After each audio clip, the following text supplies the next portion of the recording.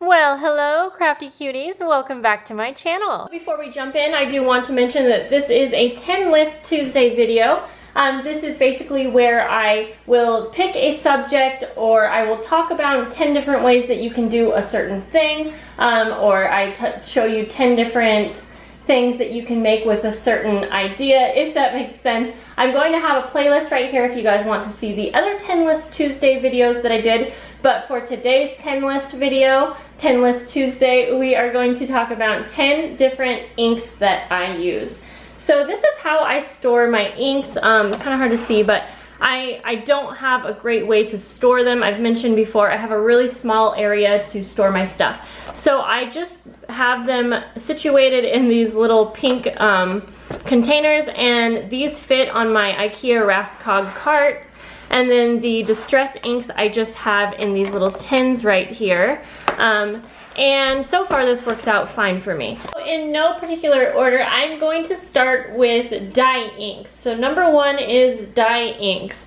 Now dye inks, they dye the paper, and they are also fade resistant. They dry really fast, so they don't usually smear. And also they come in a variety of colors, and they also come in different ink pad shapes and stuff as well. So I have a variety here. I did not stamp everything out, but I stamped a few of each category out for you guys. The first one I wanted to talk about quickly is the Memento Tuxedo Black. This is a very popular ink. You have probably seen this in a lot of videos if you watch a lot of stamping videos. I have stamped one out right here, and I like this ink, but as you can see, and I actually did this a few times before giving up and just letting it go, it's not super crisp, but it works. And dye inks are going to be good for things like alcohol markers and gel pens, so copics. So basically dye inks are copic friendly. Copics are just one popular alcohol marker that I wanted to mention. So you can use those with the dye inks.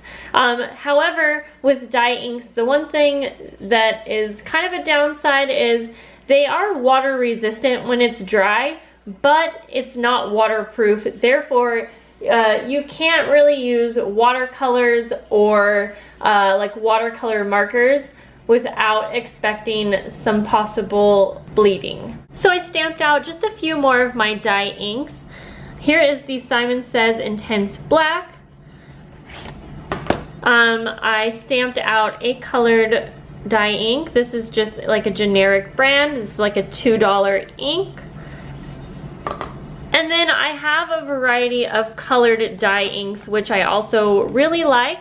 I like using the dye inks for ink blending as well, besides just stamping.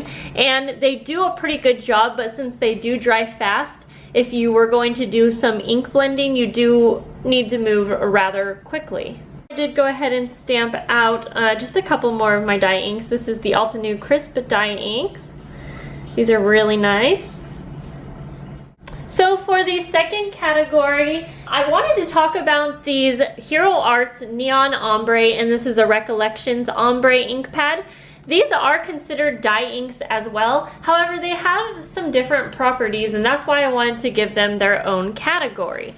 First of all, these ink pads are really, really cool because as you can see, they have several colors, obviously making them ombre. And I really, really like that because you can get a lot of bang for your buck. Because you can use several colors individually, or you can use them and get a really, really cool effect, as you can kind of see in a few of the swatches that I have here. Yeah, I really like these ones. Now the difference about these is these are considered a dye ink. However, these ones are supposed to be waterproof, and I have tested them out a little bit and they do seem to hold true to that. And they are also a permanent ink and they dry quickly. Number 3, Archival Inks. This is an ink that I tend to use quite a bit. If you see in my swatch here, you can just see what a nice crisp stamped image you get.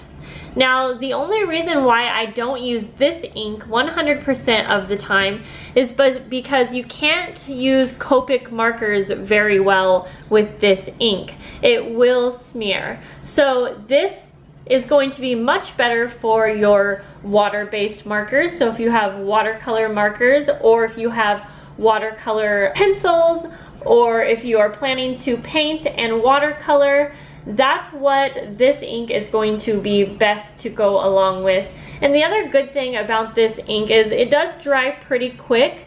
It's also acid-free, which means if you're using it for scrapbooking purposes, it's not likely to turn your pages yellow or your paper yellow, and it is permanent. So this is definitely a good option as long as you're not planning to do some Copic coloring. But I just love what a crisp image you get from these ink pads. And again, these ones do come in all different colors and shapes of ink pads. So here's just a little example that these are basically the same type of ink, but as you can see, one comes in a small little case here, and then here is a normal size ink pad. So number 4, I am going to talk about solvent-based inks. And I just have this one here, which is called Stazon. This is in jet black. And I did stamp one out here for you. And as you can kind of see on this one, it's not super crisp. However, it is very, very black. So this is an ink that is very permanent. You are able to stamp on many different surfaces with this. You can stamp on metals and woods. It is pretty fast drying, and it's also waterproof.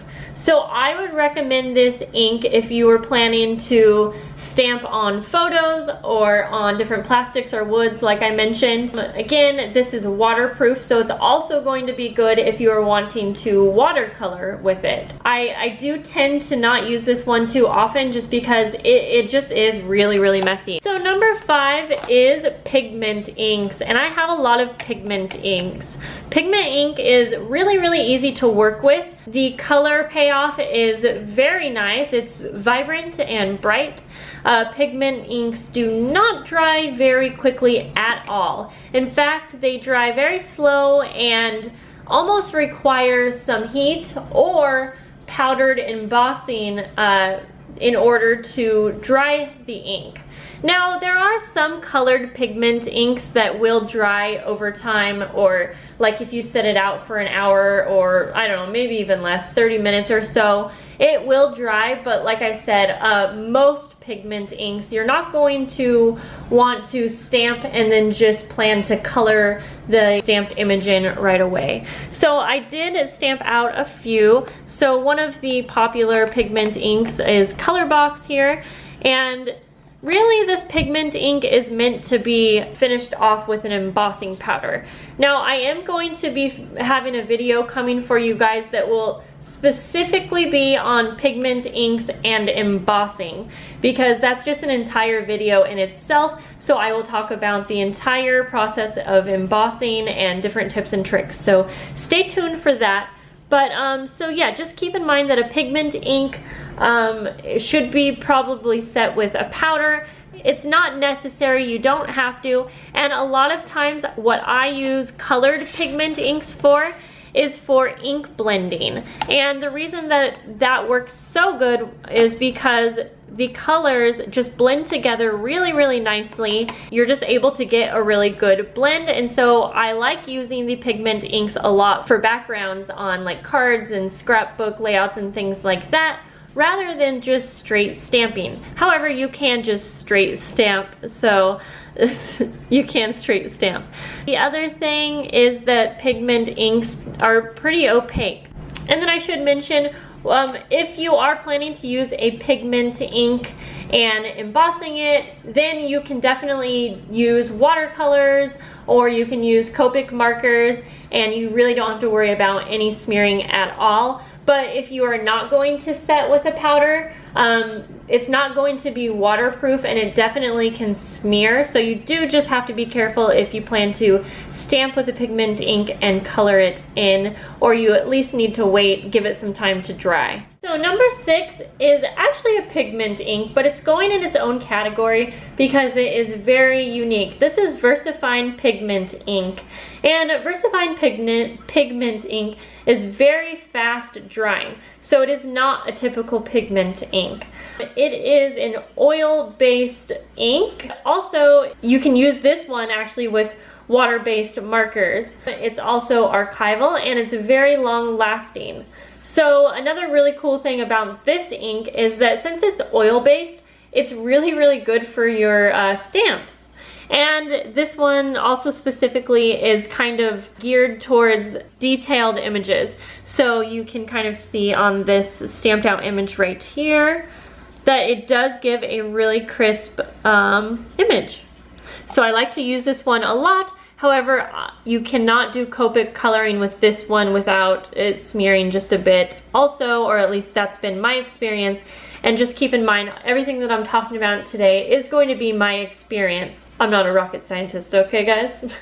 So number 7 is hybrid inks. I wish I had more hybrid inks, but right now this is the only one I have. This is my favorite things, and I did stamp one out here for you guys. So there you can see the image. Now, this hybrid ink is basically a mix between a pigment ink and a dye ink. So it is something that dries really quickly. You can use Copic markers, and you can use water-based markers or watercolors as well, which is really cool. And I have heard that the black hybrid ink by My Favorite Things, which I believe is called Black Licorice, is really amazing, and I can't wait to use it. But I have heard that yes, you can use Copics or you can use a watercolor, and I think that obviously that's the best of both worlds, because with using a hybrid ink, you do not really have to think about which mediums you are going to be using with it. The other thing is it's really good for ink blending, and it also does stamp out pretty crisp. So next I want to talk about chalk inks, and I did stamp one out here. I just have these two Versa Magic chalk inks, and I stamped out the turquoise gem, and then I gave a little smudge here of the red magic. So chalk inks are basically like a pigment ink. However, they do dry much faster, and if you set these with heat, they do become waterproof. So I like these because they are pretty opaque in color, and these would be a good colored ink for planners. They really don't bleed through, and yeah, the color payoff is just really nice. And also, I mean, I love that it's waterproof when you set it with heat. So those are chalk inks. Number 9 is this Versamark Watermark ink, and this is basically a very sticky clear ink. You've probably seen it or heard about it. Mine doesn't look clear because I've done a lot of stamping into it, but it does stamp out clear, and it's basically like a glue. Like, that's what it is. And it is meant to be used with embossing powders. So I did do a stamp here, and since this is clear, I used, just to show up on camera, I did use a purple embossing powder. You can actually see it that time. So you can see how that is raised. And so this ink is really nice. So of course, I mentioned earlier that you can emboss with pigment inks, but something about this ink pad just makes embossing almost foolproof. I would say that it gives a very crisp stamped image, and it's just super easy that it's clear, because that way it's not going to mess with whatever color embossing powder you are planning to use. I would say this is one of my most used stamp pads, and it lasts a long time as well. So last but definitely not least is distress inks. I wanted to save these until the end because they are pretty different from everything that I have mentioned today. So distress inks I've talked about a lot on my channel. I will have a video linked below where I go more in detail on using distress inks because there is a lot of information that goes along with them. But distress inks are very, very easy to work with. I think people are intimidated because they do have a lot of really cool, unique properties. One is that they react with water in a really cool way as to where they are kind of like a watercolor. These are a water-based ink pad. They are not really meant for like straight stamping. I don't know why I keep calling it straight stamping, but when I say that, I just mean they're not really meant to just take your stamp pads or your stamps and stamp onto paper. Now, you can do that, and I've actually done a video where I did that, and then I sprayed the images with water afterwards, and it gave a really cool watercolor effect. But as you can see here, I stamped these out, and these are both distress inks, and it's just not a super crisp image. They're a pretty watery ink pad. I will show one to you. But the cool thing about these is just the effect that you can get when you are using them for ink blending or backgrounds and things like that. So, like I said, I love using these for ink blending. I did a little bit here at the bottom, and I'm going to spray some water on here so I can show you what I mean when I say they react with water. Okay, so I have a spray bottle, and I'm just going to spray this ink blending down here, and I'm going to exaggerate this just so it shows up on camera because I never have a good shot at showing you guys. So now I'm going to, you can kind of even see the color is moving around. Now, if you sprayed water onto, I think, any of the other stamp pads I've mentioned today, this wouldn't really happen. You can take a towel, and as you can see, it basically pulled up most of that color. Now, the effect that I love is over here on this side. This is how I would actually use that function, is by just spraying enough water to get kind of a, almost like a, not a tie-dye, oh, acid wash. That's what I was thinking of. Like an acid washed, like 80s kind of thing going on. So that is why I love distress inks. They come in a ton of different colors, as do most types of inks I've talked about today. But these are just amazing, and so yeah, guys, I think that's really all that I wanted to mention. That was actually kind of a lot, and I wish that there was an easier answer, like when someone asks, what's the best ink pad to use? But you really have to start out by asking yourself what you are planning to do with this ink pad. So are you planning to use them to stamp and color? And if that's the case, then you have to ask yourself, what are you going to be coloring with? Copics, like an alcohol-based marker? Are you going to be using watercolor type markers? Or like even Corolla, oh my gosh, Crayola. Oh my gosh, Corolla. We're needing to buy a new car, and I have Corolla on the mind apparently. But, or watercolors. You can ask yourself, are you going to be stamping in a planner, where you probably shouldn't use a dye ink unless you don't mind that it's going to go through the paper. There's just a lot of questions that you need to ask yourself to get the right type of ink, because it can be very, very frustrating if you get the wrong kind of ink. So just knowing this amount of information will hopefully help you figure out what type of ink you will need. I don't think that having one type of ink is ideal, I suppose, for like a typical crafter. I'm sure it's possible, and maybe I'm just in the mindset that I know I do several things with mine. So let me know if you guys have any more questions about this. I will do my best to try and answer your questions as soon as I can down below in the comments section. And like I said, I will have another video coming where I talk about embossing powders and just embossing images and things like that. And just check down below because I will have some more links for you guys. And I think that's all, guys. I will talk to you in the next video. Let me know and give me a thumbs up if you like these 10 list Tuesdays, and I will talk to you in the next video. Love you guys. Bye.